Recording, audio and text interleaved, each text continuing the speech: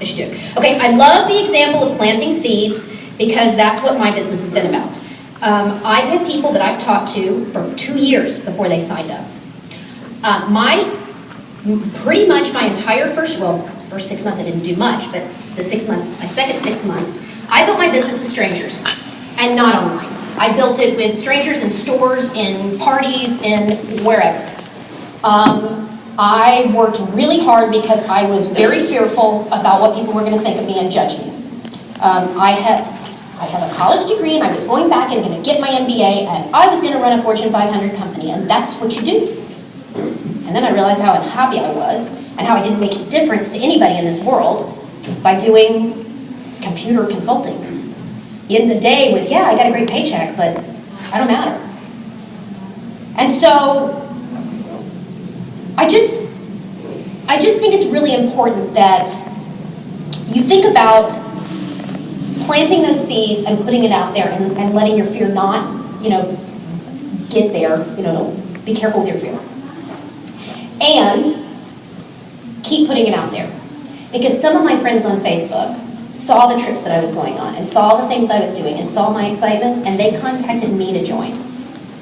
They asked me to join because they were watching from the outside. And I will tell you, and I don't know which direct seller coach I heard this from, but one of them said, don't go, if you've got a friend that you think would be good in this, don't wait. Because somebody's going to ask that friend. And then you're going to be at convention and that friend's going to be on stage, and guess what? That happened to me. Oh, it was awful. I'm like, but at least she's a Scentsy sister, so it's all good. But I could have asked. But I didn't ask anybody because it was about me.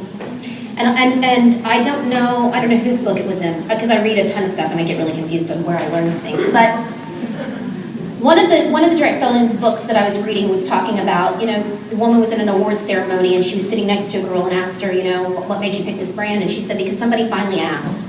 She had gone to like 15 parties and nobody had ever asked her to join. And she was at the awards banquet and somebody finally asked her to join, and she became a top leader by herself. So you have to ask. It goes back to that gift you have. Don't be selfish. Don't be selfish. The other thing I like is to go for the no. I really believe that we get really scared about no. And if you are really, really scared of no, go do a vendor event, a multi-vendor mixer, do something where you get a lot of people walking by and telling you no, because then you're going to learn to overcome that. The other option is do the go for no strategy. There's a book. There's a bunch of stuff on the web if you want to. But basically what you're doing is you're going for the no. It's a numbers game. You need to get 10, you need to talk to 10 people to get one yes. That's the way this business works. It's sales, okay? And so you need to go for your no's. Put on your booking bracelets or whatever you want to do and get your 10 no's. How fast do you want to grow your team? If you want to grow your team by 1, you talk to 10 people in a month. If you want to grow your team by 4, you talk to 10 people a week, right? I mean, it's a numbers game. You just break down how many people are you going to talk to about the business opportunity. And then go for the no. I'm going to get 10 no's today. Not, I'm going to recruit one person. And do it on activity. Make your goal based on the activity of getting the no. And when I'm telling you, when you try to go get no's, let's say you're getting no's for bookings. You try to go get no's, you don't get no's. You get, not right now, maybe tomorrow, call me back later. Yes, I want to, but how about next week? You don't get a no. When you're looking for that N-O, you don't get a no. Now, when you're looking for the yes, you get all those other things and you call those no's. But that's not no's, but you heard no. So when you're looking for no's, you won't get what you're looking for, I promise. You'll get some yeses. The other thing about sponsoring that I think is important to mention is releasing the outcome. And I know that kind of sounds crazy, but you really being authentic, caring about that other person, if it's not for them and they decide it's not for them, you have to let it go. And you have to not care. And I say this very bluntly, this is not how I said it, but my first director, I have 3 directors, but they're all leveled down. So I have a first, a second, and a third generation director. And my first generation director, she found me by searching people near her and pulled up my name, and so she started calling down the list, and I happened to answer the phone, and she interviewed me. And she told me she was interviewing consultants, and I said, okay. And so we talked for a long time. Or she talked. I tried to listen and ask curious questions, but I talked too much, so I'm still working on that. And later we talk about this, and I said, so Carolyn, why did you join? She said, because basically you told me you didn't care if I joined your team or not. And I didn't say it in those words, but I really told her. I mean, I wasn't desperate. I knew what a beautiful, wonderful gift we had. And if she didn't want it, I felt sorry for her. But I knew how valuable it was, and I wasn't going to go, whatever. If we're chasing somebody down and trying to convince them it's so great, then we look desperate. It puts a lot less value on our thing that we're trying to convince them to do. So just think about that. So release the outcome. Okay, so I want to share with you guys a couple of tools. Oh, first, talking about fear, I just got this book. Do one thing every day that scares you, and I've decided I'm going to do it with my husband. It's a really cool 365-day journal. I don't know if any of you guys have seen this. I just found it. I've heard about it. But I think a lot of times we're scared, and so just getting a little step out of your comfort zone. I use tools. I'm a big tools person, and so this is one that I'm going to be using to kind of help me try to stretch a little bit and try to grow. So if anybody wants to comment on Facebook or whatever, or tell me, I'll probably do a video about it. Okay, so my friend Megan had shared this with me, and I absolutely love it, so thank you for the idea, Megan. This is my catalog. And I did a YouTube video if you guys want to see it or get the copy of the text or whatever. But it says right here, it was so nice to meet you. Thank you for your time. I will call you on, and then there's a blank, to find out what you think of this scent. If you call me first, I'll give you a free bar. And then I have name, phone, and email, and then I wrote the name of the bar and the date. So when I hand them the catalog, now you can put a big pink sticky, whatever it is, but when you're handing the catalog, you're getting the person's information. Some people carry around these things.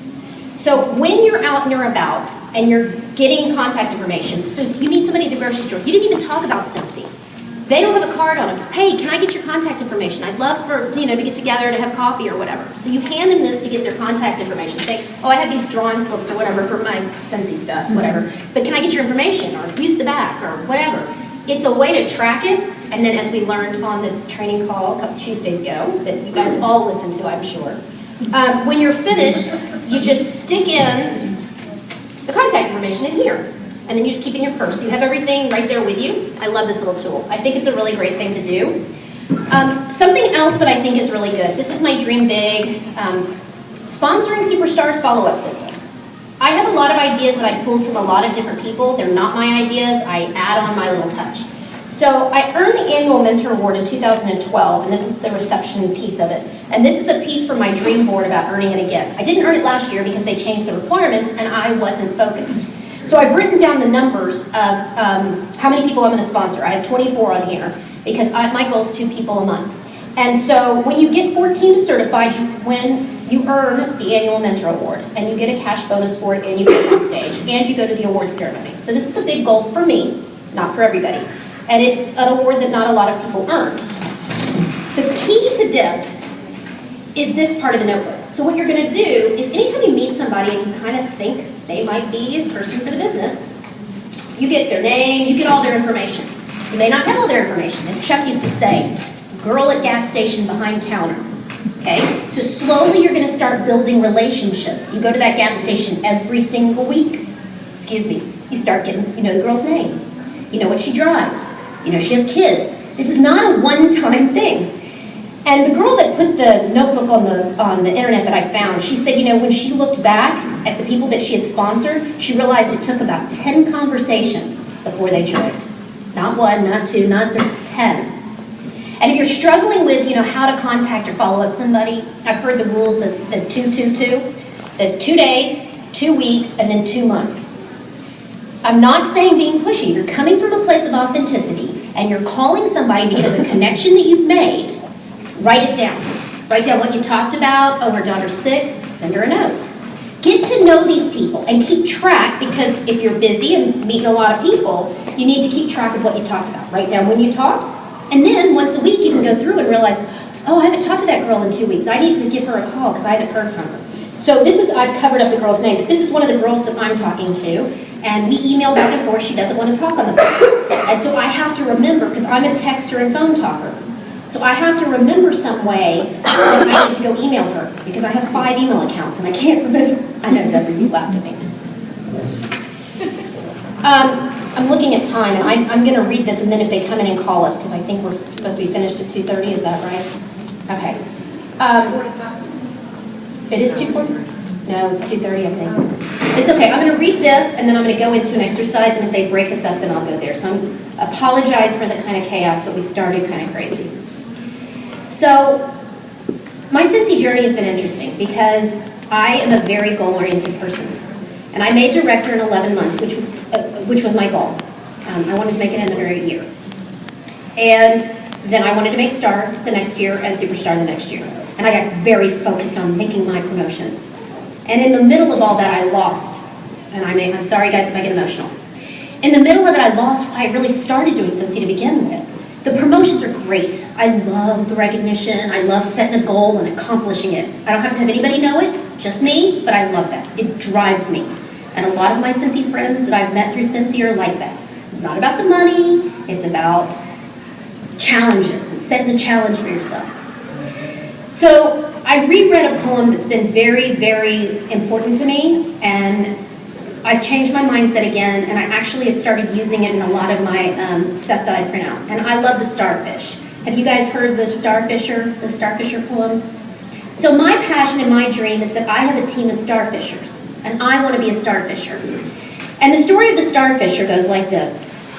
One day there was an old man walking down on the beach, and he saw a young man off in the far distance, leaning down and throwing something, leaning down and throwing something. The old man finally caught up with the young boy and said, "What are you doing?" The little boy said, "I'm throwing these starfish back into the ocean. The sun is up and the tide is out, and if I don't throw them back, they're going to die." The old man said, "There's miles and miles of beaches and thousands of starfishes all along the way. You couldn't possibly make a difference." And the boy reached down and he picked up one more starfish and he threw it out. And he said, "I made a difference to that one." If all you heard from today, the song I started with, The One, and the starfish poem, if there's one person that you could make a difference in their life, in my opinion, that's a life well lived. You matter to somebody. You can change somebody's life, just one. Who's that starfish you're going to throw back? You can't judge. You don't know who needs Scentsy. You have no idea, because the people you think need it don't, and the people you think don't need it do. You have to go out there and just throw the starfish back until you find the one who needed it. So I encourage you guys to be starfishers and try to make a difference and really look at who you can bless with this gift, because I really believe it is a gift. So thank you.